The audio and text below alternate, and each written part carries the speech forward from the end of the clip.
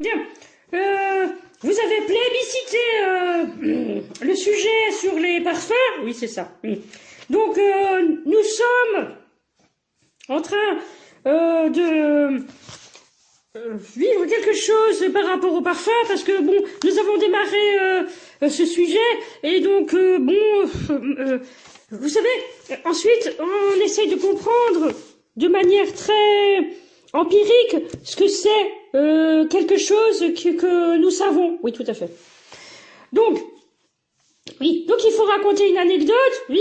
Donc c'est moi qui vais la raconter, c'est ça. On va commencer par une anecdote et ensuite, très curieusement, vous allez comprendre quelque chose, on va lire un extrait de quelque chose. Oui, donc l'anecdote, ça. Oui. Alors nous allons voir qui connaît l'anecdote, elle a déjà été racontée, hein. Alors, c'est une personne, oui, qui entre dans le parfum. Mais avant, non.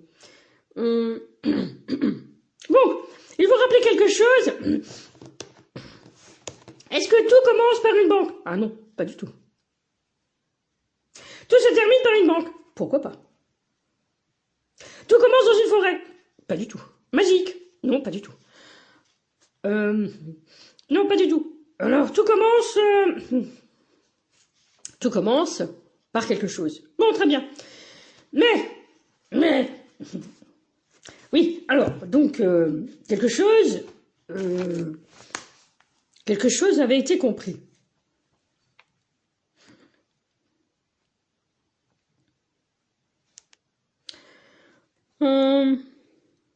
Oui, quelque chose avait été compris. Bon, quelque chose avait été compris. Alors, tout commence par un lac. Pourquoi pas? Pourquoi pas? Bon, quelque chose avait été compris. Quelque chose avait été compris. Ensuite, quelque chose devait absolument être compris, encore une fois. Donc, vous savez, nous avons discuté de ce que c'est que la fiabilité de la chose, oui, tout à fait, de l'information, ou la fiabilité d'un flux, oui, tout à fait, exactement.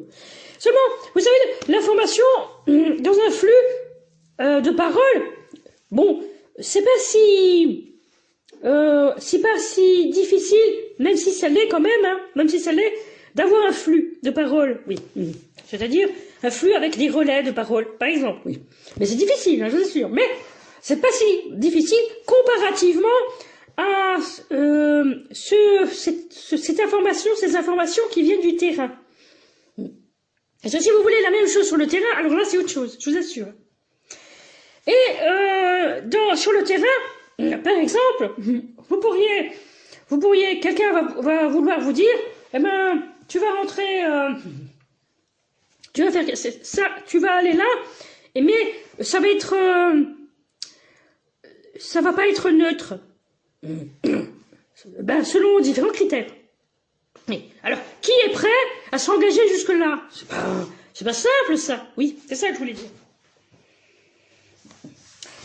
Donc, effectivement. Ensuite, il y a quelque chose qui s'est passé. Mais, on marche, oui.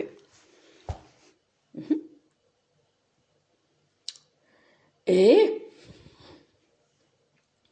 là, ça s'appelle comme un dilemme. C'est vrai, ça peut être comme un dilemme. J'y entre ou j'y entre pas. C'est exactement. Mais, avant le dilemme, c'est... on regarde, et on se dit... on regarde, et ensuite on s'arrête net, mais après on continue à marcher. On marche. Voilà. On va quelque part, en réalité, hein. On va quelque part. Oui, vous allez dans une banque. Oui. Et là, quelqu'un me demande, l'employé de banque me demande des plaies Liban. Je veux dire, cet employé de banque, on l'appelle Karen Fairgate. Oui, c'est bien de le dire comme ça. Je sors de la banque, oui, je sors de la banque, et ensuite, je reviens au... Oui, voilà. Et là, j'entre. Oui. Et là, quelque chose se passe, quelque chose se parle, quelque chose se parle, quelque chose se parle, oui. Et je ressors. Seulement, à cet instant-là, c'est ça qu'on dit. Mais, oui, oui. Donc, on voulait sentir plein de choses. J'ai dit ça, pourquoi on me le fait pas sentir et ça, pourquoi on me le fait pas sentir? On me le fait sentir. Et après, oui, enfin bon, je vous ai dit, on a bien précisé le budget, enfin, on a précisé un petit peu le budget. On a dit qu'on a un budget limité. Mais c'est vrai que c'est relatif dans cet endroit-là. Ça, c'est vrai. Mais, et c'est là qu'on devait acheter quelque chose. Oui. Non. Maintenant, nous allons lire l'extrait. Et donc, quelqu'un va raconter à nouveau. Hein. Voilà. Alors, reprenons. Alors, si vous voulez le lire plus haut, après, il faudrait le demander. Alors, un instant.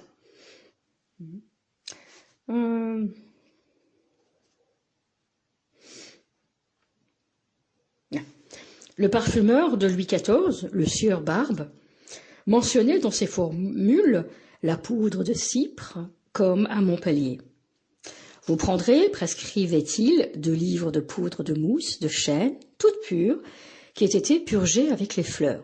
Vous y consommerez 18 grains de civette. Ensuite, un demi-gros de musc. Il précisait que la toilette montpelliéraine était enrichie de 9 végétaux. Iris, racines de camane, bois de rose, santal, citrin, calamus, souchet, cannelle, clous de girofle, labdanum, senteur, tout en contraste. Bien. Est-ce que nous l'avons? Non, on ne l'a pas tout à fait. Mais non, on ne l'a pas. On l'a certainement pas. On ne l'a pas. Ben non. Et de quoi parle-t-on? D'un parfum. Est-ce que nous l'avons acheté? Non, pas tout à fait. Mais alors, qu'est-ce que nous avons? Il y a du musc, c'est sûr, oui. Mais il y a des fleurs, c'est sûr, oui. Et il y a quelque chose de la civette. C'est ça. Mais pas la civette. Non. Bien. Il faut refaire le trajet. Mais bon, on va quelque part. Oui. On va quelque part. Le matin. On va chez Jeanne. Le matin. Et voilà. Donc on va chez Jeanne. Le matin. Oui. Ensuite, début d'après-midi,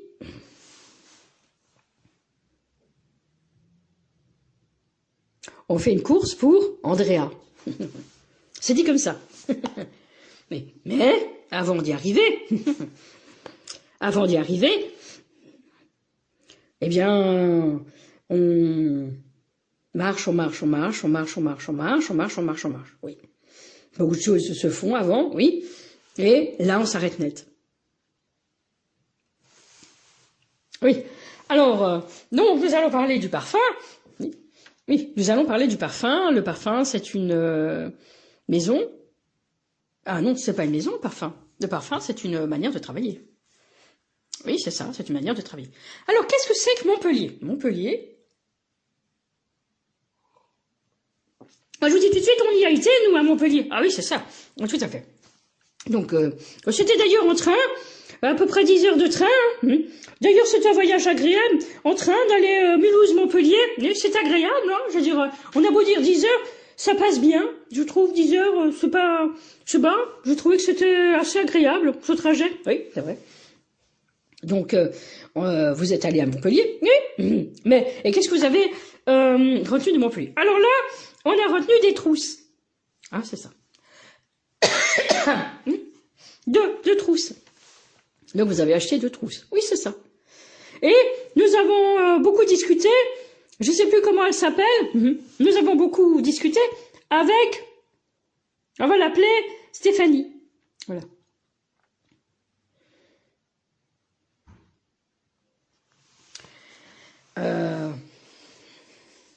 Stéphanie qui a étudié l'architecture. Ah, oui, c'est ça. Elle est allée très loin dans l'architecture. Puis ensuite, Elle a décidé de vivre la slow life. Oui, parce que bon, ça n'allait plus. Elle était trop stressée. Ça lui rendait la vie impossible. Elle disait. Oui, c'est ça. Et donc, elle a eu des consultations chez une psychologue. Oui, c'est ça. Et ça lui a fait beaucoup de bien. Tout à fait. Voilà.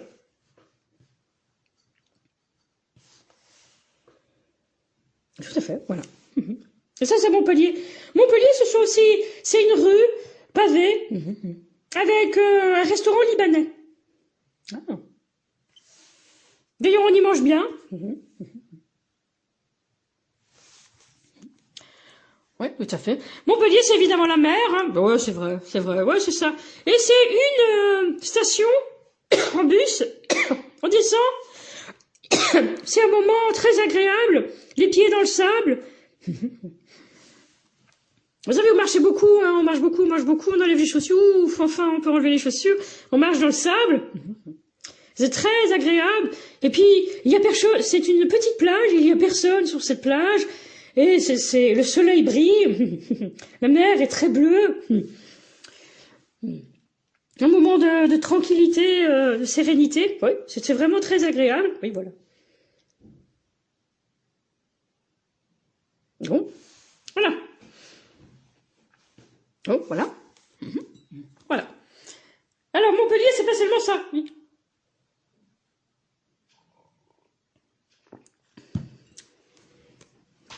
Alors, ensuite, on arrive à un endroit, mais là, on fait des sauts quantiques, c'est faux, théorie des cordes.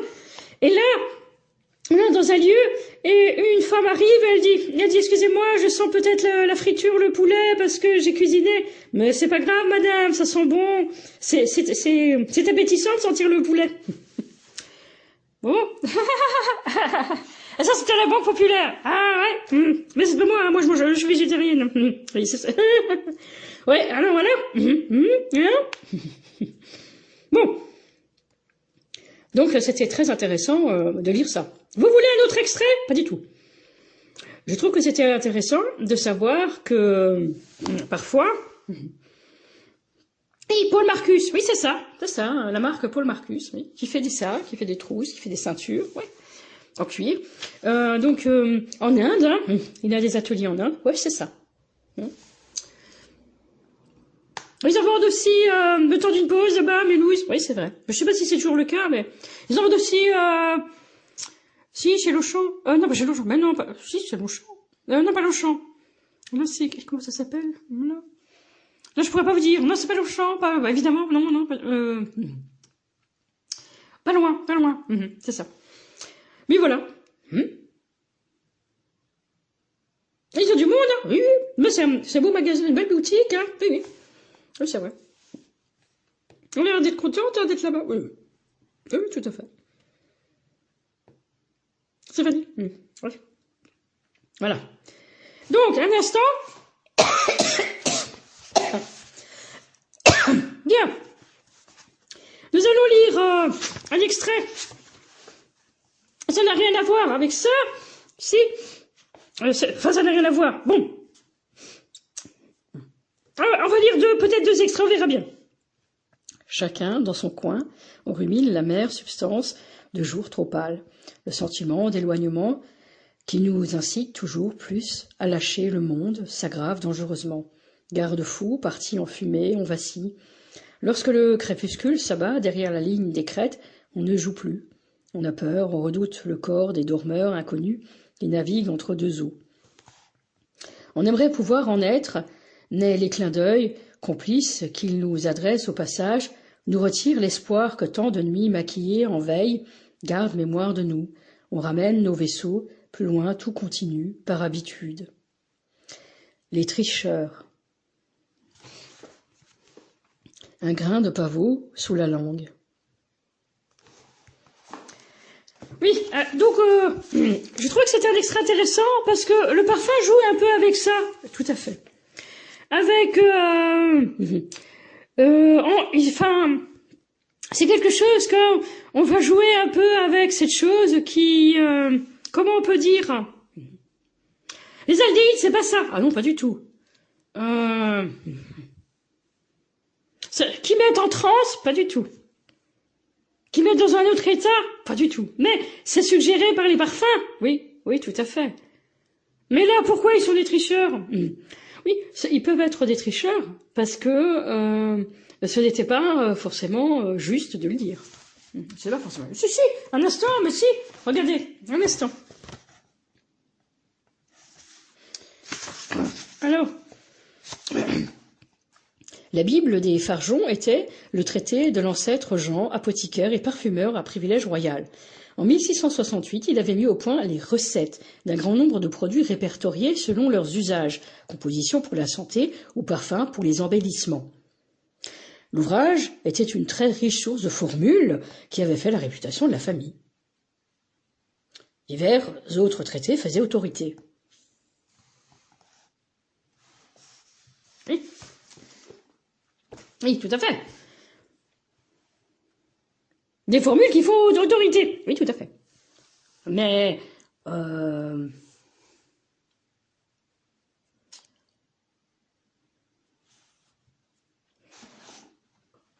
là est la question, c'est-à-dire que nous sommes toujours en train de sous le joug de la loi du copyright. Oui, puisque il y a tout un travail qui est fait autour des odeurs, autour du parfum, pour dire qu'il y a quelque chose comme ça.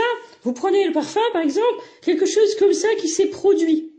Ça peut être des articles de journaux, ça peut être des livres, ça peut être évidemment des parfums. Je veux dire, c'est déjà arrivé. On entend des enseignes dire qu'il y a eu des problèmes de fabrication de parfums avec les mêmes formulations, enfin des formulations assez similaires au Maroc. Oui, c'est vrai. Mais oui, c'est vrai, exactement. Ah non, je veux dire, oui. Oui, donc justement le copyright, c'est un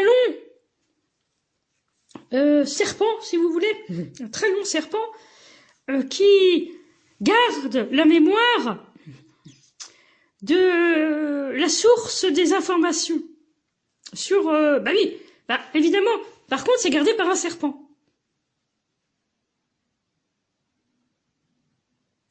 Donc le serpent, on sait que c'est une industrie pharmaceutique, c'est l'industrie pharmaceutique, hein.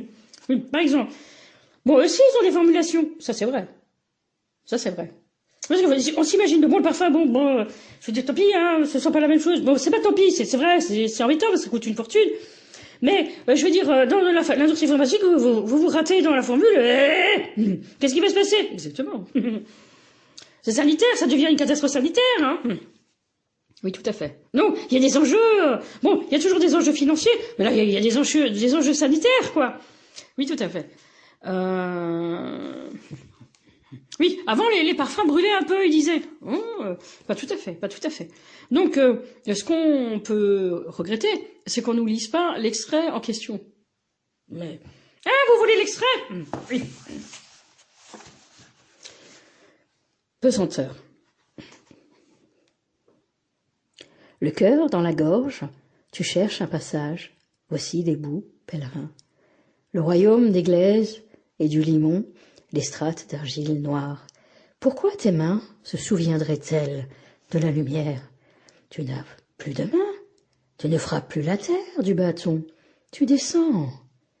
Les couteaux brillent dans la nuit, des pierres gravées en pierre érigée, tu descends, traverses les grands bois pétrifiés, rejoins la nappe des eaux mortes. Tu descends, pèlerin. Une biche fugitive lèche doucement le creux de tes paumes. Il n'y a plus de frontières, pas de gardien, tu passes. Donc un gras de pavot sous la langue, Benoît Damon. Donc on dirait que c'est tome 2, non? Poésie 2. Ah non, on a dit Poésie 2. Donc les éditions L'Arpenteur. Oui, c'est ça. C'était très très joliment orné après. Oui, c'est bien, c'est bon. On a du thé, hein. Vous savez, j'ai un gros rhume, hein, j'ai un peu la grippe, mais bon.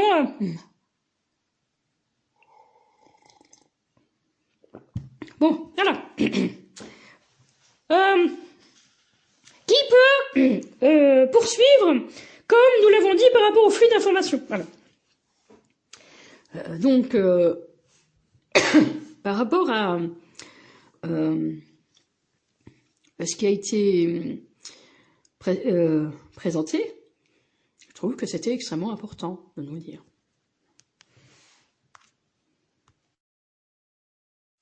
Bon, alors il y a d'un côté le parfum, mais le parfum, on l'avait compris par Natsumoto, oui, tout à fait.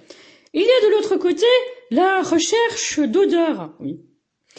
Alors, est-ce que ça veut dire puanteur? Est-ce que ça veut dire quelque chose de très surprenant?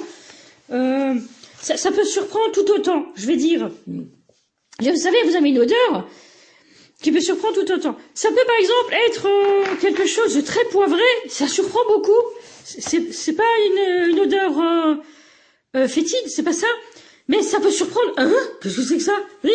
Et donc on trouve que Natsumoto cherchait quelque chose comme ça. Oui. Nous, en fait, dans le travail de Natsumoto, en fait, mon travail, c'est de vraiment chercher, effectivement, des odeurs, mais alors, que je ne connais pas. Et c'est comme l'explorateur, c'est ça. C'est-à-dire, nous, c'était un peu poser la question. Vous savez, on essayait de regarder des lieux, on se disait, tiens, c'était comment avant, par exemple? On se disait, tiens, il y aurait pas de maison, il y aurait pas ceci, il y aurait pas cela. Et on n'y arrive jamais, finalement. Mais c'est comme Rasmussen qui est allé... lui, il était au pôle Sud, hein. Il faudrait vérifier, enfin, cet explorateur, oui, qui est allé dans un endroit que personne n'a foulé, que personne n'y a mis les pieds. Je veux dire, c'est quand même... Il est le premier à le regarder. Oui, c'est quelque chose, oui. Est-ce que c'est un peu comme ça? Vous êtes un explorateur d'odeur d'abord, ou quoi? Non, pas du tout, pas du tout. Non, Rasmussen, c'est pas comme ça qu'il le vivait. C'est pas comme ça qu'il le vivait. Parce que, au contraire, quand on explore de nouveaux lieux, il faut absolument qu'on comprenne très rapidement si nous l'avons déjà vu quelque part sous une autre forme, par exemple. Ben pourquoi donc? Pourquoi pas se laisser émerveiller par la nouveauté? Parce que ce lieu doit être complètement possible, je veux dire, à explorer. Sinon, ça fout les pétoches, quoi. On n'y va pas. Ah, c'est ça. Effectivement, nous, on voit ça comme ça, mais il y a beaucoup de dangers, effectivement. Oui, tout à fait. Ben, exactement. On ne sait jamais, parce que il peut marcher sur un lac gelé qu'il prend pour une terre. Alors là. Oui, c'est-à-dire qu'il n'y a pas de place à l'émerveillement, il n'y a pas de place à... Oui, exactement. En fait, l'émerveillement peut venir après. Mais, ah non, tout doit être bien compris avant de marcher sur n'importe quoi. Vous pouvez pas mais effectivement, sous la neige, il faut comprendre ce que c'est. Il faut jamais y aller sans comprendre ce que c'est. Moi, j'ai une autre anecdote. C'est un homme qui a travaillé à la SNCF, oui. Et donc, avec un groupe de marcheurs, de randonneurs, oui, c'est vrai. Donc, ils ont marché longtemps. Et puis, ils ont marché et ils entendent... Tout le monde se regarde. Oui, c'est ça. Ils ont eu la terreur de leur vie.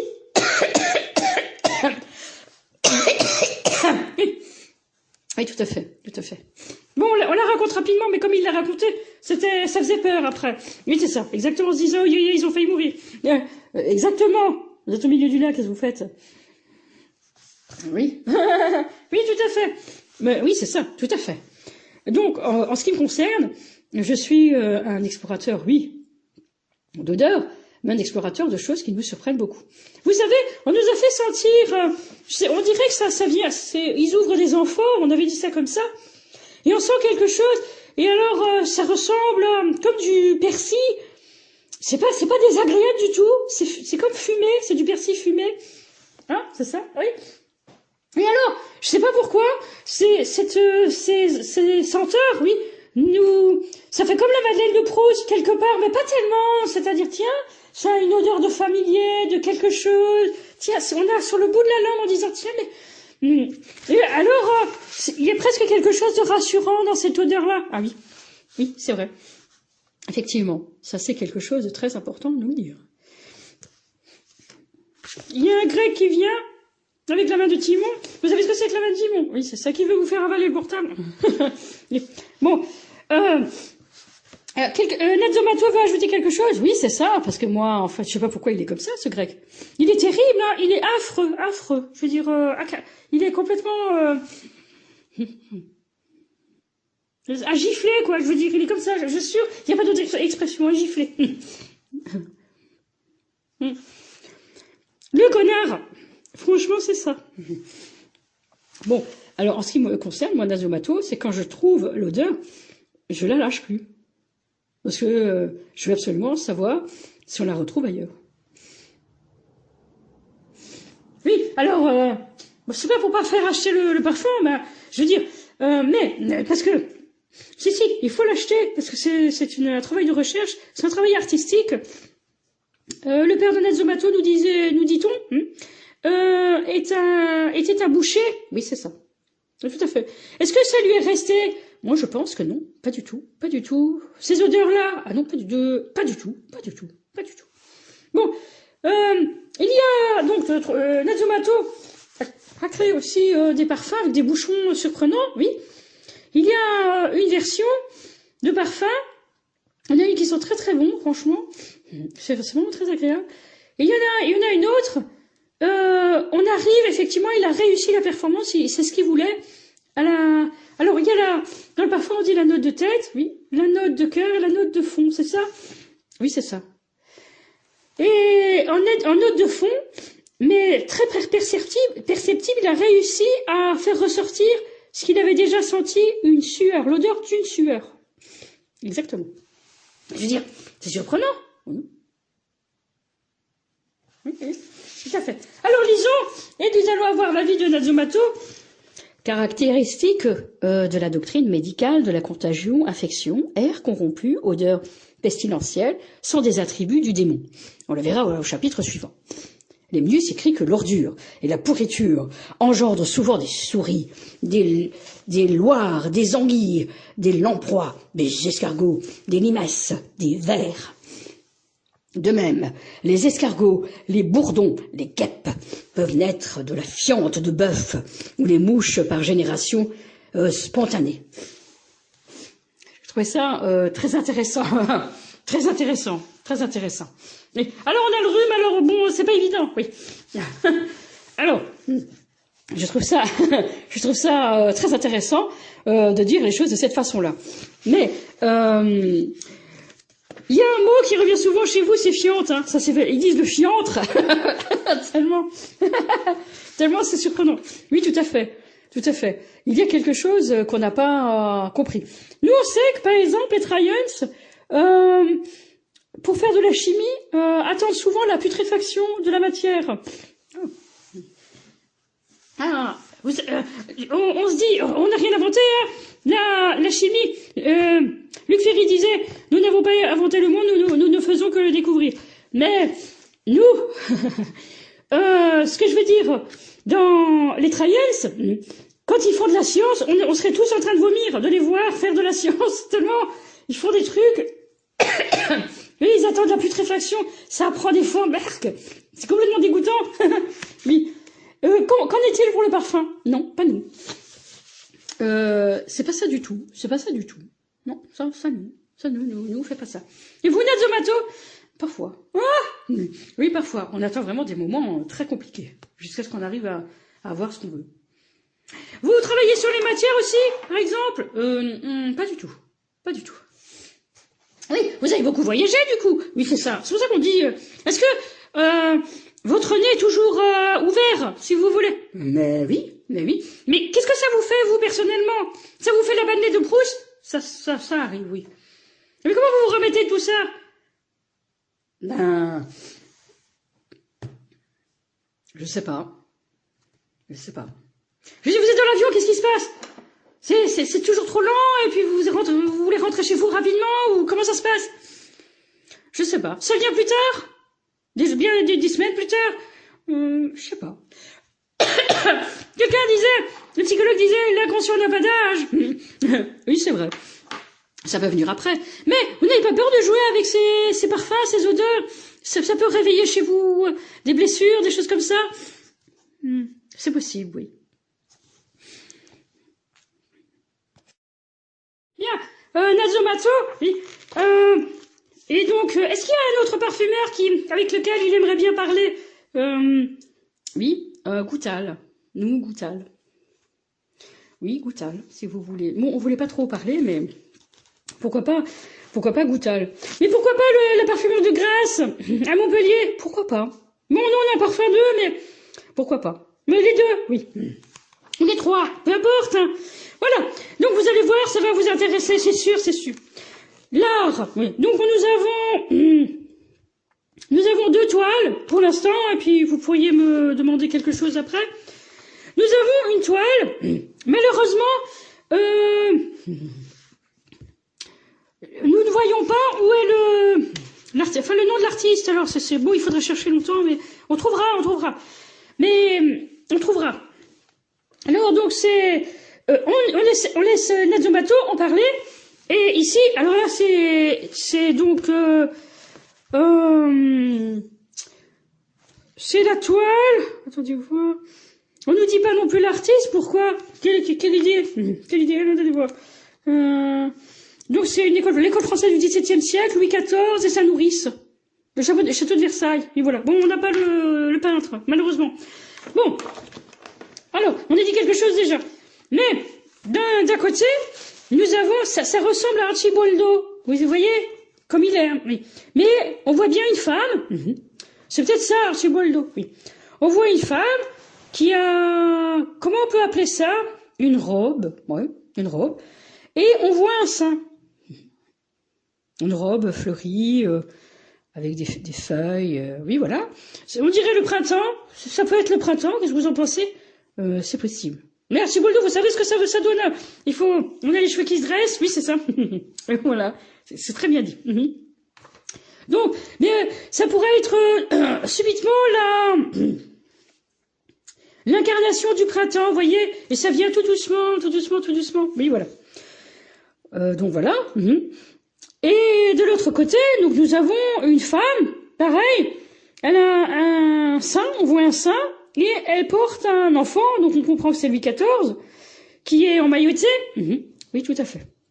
Mais nous, on trouve ça très curieux, cette façon d'emmailloter. Oui, nous on l'expliquera aussi. Voilà. Alors, qu'est-ce que ça vous suggère par rapport au parfum? Alors, le bébé il tète, le sein de la mère, bon. Là, je dirais que c'est pas forcément un parfum. Je dirais que c'est plutôt une manière de travailler. Ouais. Dans ce que je vois ici, c'est un sein, oui. On voit bien le téton, ouais. Mais on voit que le sein est gorgé de lait. Est-ce qu'on est sûr pour bon, je sais pas si c'est Archibaldo, mais est-ce qu'on est sûr pour la toile? Bon, elle est à gauche, hein, pour la toile de gauche. Alors là, moi, je dis pas. Est-ce qu'il a l'air appétissant? Moi, pour un homme, par exemple. Alors là, pas du tout. Pas du tout. Hein? Pourquoi? Parce que c'est un sein. Justement, il n'est pas rendu appétissant par le travail de l'artiste. Ah! Ah! Ah! Mais je trouve que nous avons des représentations de choses. Effectivement, ça fait redresser les cheveux sur la tête. Mais on a quelque chose qui voudrait dire peut-être le contraire de ce que nous pensons. Et peut-être que si on s'approche du printemps, alors l'enfant, par représentation, ne boit plus le lait, il boit alors les fleurs.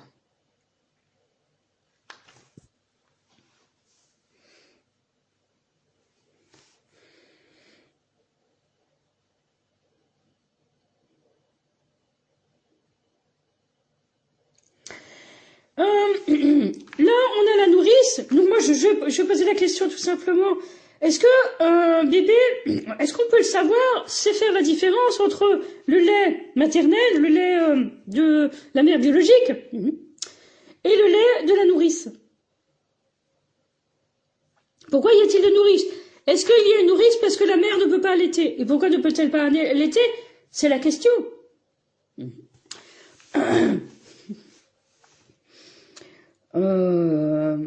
Je pense que la nourrice... Bon, la nourrice devient nourrice parce qu'elle a eu elle-même un enfant, c'est ça, exactement. À peu près du même âge, vous pensez? Non, pas forcément, pas forcément. Et donc, nous, on avait lu quelque chose comme la nourrice qui est en pleurs, qui doit aller nourrir, parce qu'elle doit laisser son bébé, et elle doit nourrir le bébé d'un noble, par exemple. Oui, c'est ça. Exactement. Qui choisit la nourrice, pensez-vous? Je pense que c'est un travail à faire.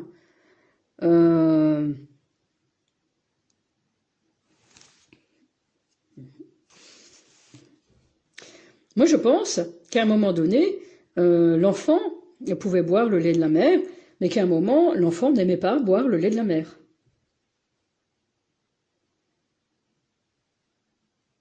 Moi, je trouve que c'est un peu ça.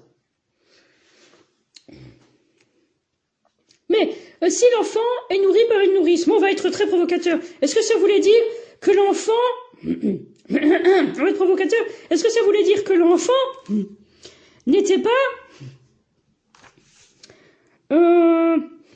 du même lit, par exemple? On va être provocateur. Que par exemple, là, il est le lit royal. Alors, il est nourri par la nourrice. Ah non, pas du tout. Là, ça va pas être ça. Mais pourquoi? Parce que la reine n'avait pas le droit de prendre au sein. Et pourquoi? Parce qu'elle ne peut pas. Puisqu'elle n'a pas les moyens de le faire. Et comment ça, elle n'a pas les moyens de le faire? Ben, comment ferait-elle pour avoir un enfant? Premièrement. Ah ben oui, si elle est la reine. Bon, ça va trop vite peut-être.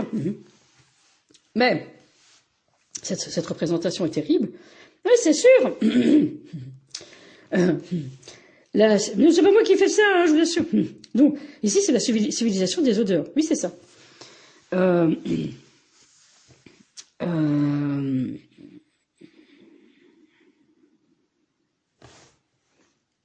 Oui, on peut dire que l'oreille est très... Oui, c'est ce qu'on était en train de regarder, effectivement. L'oreille est très surprenant. Il est couvert de fleurs, oui. Et on a l'impression qu'il n'y a pas d'autre moyen de comprendre que par le goût. Donc, au biberon, comme on peut dire, ils ont appris ça. Au biberon, un nez... Oui, ça c'est le parfumeur. Au biberon, le parfumeur apprend à être parfumeur. Alors ça c'est intéressant. En ce qui me concerne, moi, Natsumato, je suis un artiste, c'est vrai. Non, je n'ai pas eu de science particulière par rapport à ça.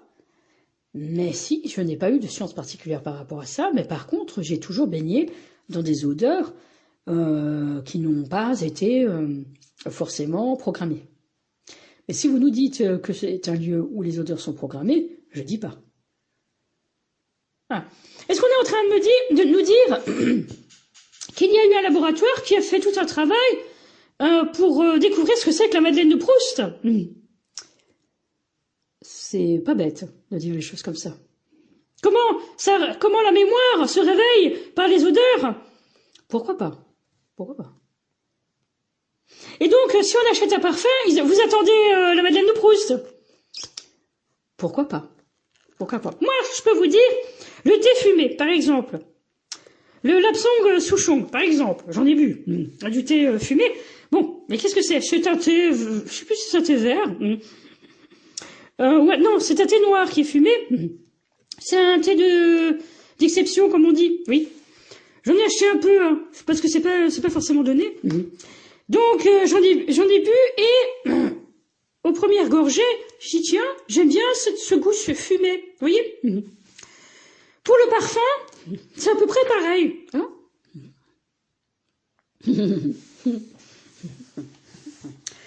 Oui, c'est vrai. Je sais pas. Oui, c'est vrai. C'est pas bête, madame. C'est pas bête, comme vous dites ça. Oui, l'odeur de la pipe, ouais, c'est vrai. Nous aussi, on l'avait. Oui, vous êtes obligé de le dire maintenant, hein. Oui, oui. Mais, non, mais c'est vrai. Ou de la cheminée, ou... Non, pas forcément de la cheminée, mais quelque chose qui reste. Oui, tout à fait. Non, mais vous avez pas besoin de ça. Ils sont comme ça, hein, vous les entendez, oui. En ce qui me concerne, moi, je vais le dire plus, moi, je sentais l'odeur de la sueur. Beaucoup. Ça, je sens beaucoup. Hein? Ah, c'est ça. Oui. Donc, vous arrivez à sentir sans être... Ah, attention, qu'est-ce que c'est? Vous savez? Oui, vous arrivez à faire ça. Exactement. Oui, c'est ça. Ouais. Moi, non, j'ai pas forcément de choses comme ça.